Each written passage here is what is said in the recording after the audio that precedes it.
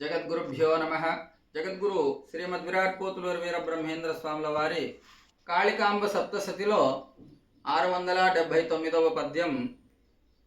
ఈ పద్యం ద్వారా స్వాముల వారి సందేశాన్ని మనం తెలుసుకుందాం.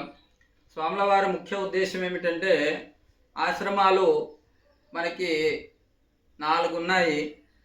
బ్రహ్మచర్యాశ్రమం, గృహస్థాశ్రమం, వానప్రస్థాశ్రమం, సన్యాసాశ్రమం.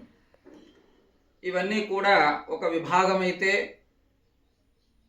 యోగ పద్ధతిలో భార్యా జీవితం అనుభవిస్తూ లేదా భార్య తోడుగా ఉంటూ రాజయోగాన్ని చేయవచ్చు. వీటన్నిటిలో రాజయోగం శ్రేష్టం అని చెప్పేసి స్వాముల వారు తెలియజేస్తా ఉన్నారు. అంటే ఆకలింప అతిథి అభ్యాగతులకెల్ల, ఆకలింపనతిథి అభ్యాగతులకెల్ల రాజయోగమొకటి రక్షచేయు, రాజయోగమొకటి రక్షచేయు.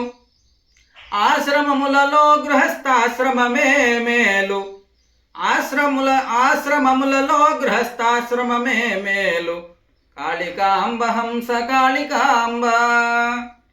స్వాముల వారు అన్ని ఆశ్రమాల్లోకి వెళ్ళా ఆకలింప అని చెప్పినారు. అంటే అన్నిటినీ కూడా మనం ఆకలింపు చేసుకుంటే, అర్థం చేసుకుంటే, అన్నిట్లో కూడా ఒక్కొక్క దాంట్లో ఒక్కొక్క మార్గం అనేటువంటిది ఉంది. అంటే అన్ని మార్గాలు కూడా మోక్ష మార్గానికే అయినప్పటికీ, కానీ అన్నిట్లో చాలా మేలు, అందరికీ మేలు చేసేటటువంటి మార్గం ఏమిటి అంటే అది రాజయోగం అని చెప్పేసి అన్నారు.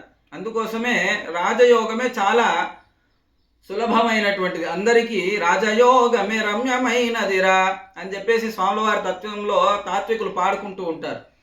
అట్లా అన్ని యోగాల్లోకెల్లా ఏది శ్రేష్టమైందంటే దాని పేరు రాజయోగం అన్నమాట.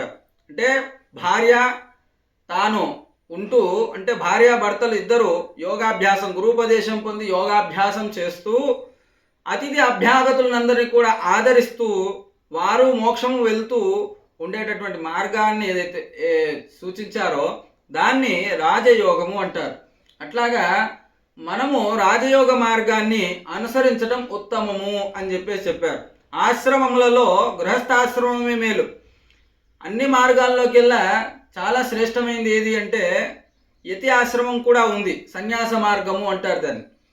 సన్యాసం అంటే భార్య అనేటువంటిది ఉండదు.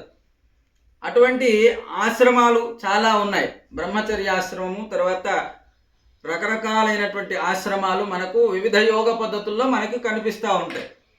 వాటన్నిటిలో కూడా రాజయోగమే చాలా శ్రేయస్కరమైంది అని చెప్పేసి అన్నారు వీరబ్రహ్మేంద్ర స్వాముల వారు. జగద్గురువులు చాలా సులభమైనటువంటి మార్గాన్ని మనకు ఉపదేశించారు. అరటిపండు ఒలిచి నోట్లో పెట్టినంత సులభంగా మనకు ఈ రాజయోగం అనేటువంటిది ఉంటుంది అని చెప్పేసి వీరబ్రహ్మేంద్ర స్వాముల వారు దాన్ని బోధించారు. అంటే మనము తెలుసుకోవాల్సింది ఏమిటి అంటే, గృహస్థ జీవితంలోనే ఉండి మనము యోగాభ్యాసం చేస్తూ ఆ పరమాత్మని మనం పొందవచ్చు, మనమే పరమాత్మ దైవస్వరూపులం కావచ్చు అని తెలియజేస్తున్నారు జగద్గురువులు. కాబట్టి జగద్గురు శ్రీమద్ విరాట్ పోతులూరి వీరబ్రహ్మేంద్ర స్వాముల వారి యొక్క మార్గము చాలా సులభమైనటువంటిది. అందుకోసమే స్వాముల వారి మార్గంలోకి వస్తూ ఉంటారు. మనము కొంత పూర్వ చరిత్ర చూసినట్టయితే శంకరాచార్య స్వాముల వారు సన్యాస దీక్ష, అంటే ఆయన యొక్క వెసులుబాటు, అంటే దేశం మొత్తం పర్యటించి అద్వైత సిద్ధాంతాన్ని ప్రబోధించాలనేటటువంటి చింతనతో స్వాముల వారు సన్యాస దీక్ష తీసుకున్నారు. అటువంటి సందర్భంలో ఉభయ భారతి ఆమె గృహస్థాశ్రమంలో భార్యాభర్తల సంబంధాన్ని కూడా ఆమె ప్రశ్నించిన సందర్భంలో శంకరాచార్య స్వాముల వారు కూడా మళ్ళీ గృహస్థాశ్రమ ధర్మాన్ని పరోక్ష రూపంలో పొంది తిరిగి మళ్ళీ స్వశరీరంలోకి వచ్చి ఆ అనుభవాన్ని చెప్పి గెలవాల్సిన పరిస్థితి ఏర్పడింది. అంటే తమ జీవన విధానాలను అనుసరించి సులభంగా ఉండేటటువంటి మార్గం ఏది అంటే అది రాజయోగమే, అందరినీ రక్ష చేస్తుంది అని చెప్పేసి వీరబ్రహ్మేంద్ర స్వాముల వారు స్పష్టంగా ఈ పద్యరత్నాల్లో చూస్తున్నారు. ఆశ్రమములలో గృహస్థాశ్రమమే మేలు. ఆశ్రమాలన్నింటిలో ఏది మేలయ్యా అంటే గృహస్థాశ్రమం.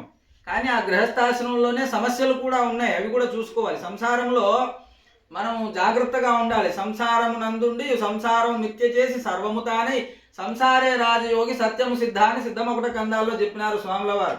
మరి సంసారంలో ఉంటూ ఆ మాయలో మునగకూడదు. మళ్ళా అక్కడ కర్మబంధాలన్నీ ఉంటాయి. ఆ కర్మబంధాల్లో మునిగితే మనం యోగాభ్యాసం చేయలేము, దాన్ని రాజయోగం అనరు. కాబట్టి రాజయోగాన్ని అభ్యాసం చేయాలంటే గురుముఖత మనము అభ్యాసం చేయాలి. గురువులను పొంది గృహస్థాశ్రమాన్ని స్వీకరించి రాజయోగాభ్యాసం చేయాలి. అందరికీ సులభమైనటువంటి మార్గంగా స్వాముల వారు తెలియజేస్తా ఉన్నారు. అది విషయం. సర్వం శుభం భూయాత్.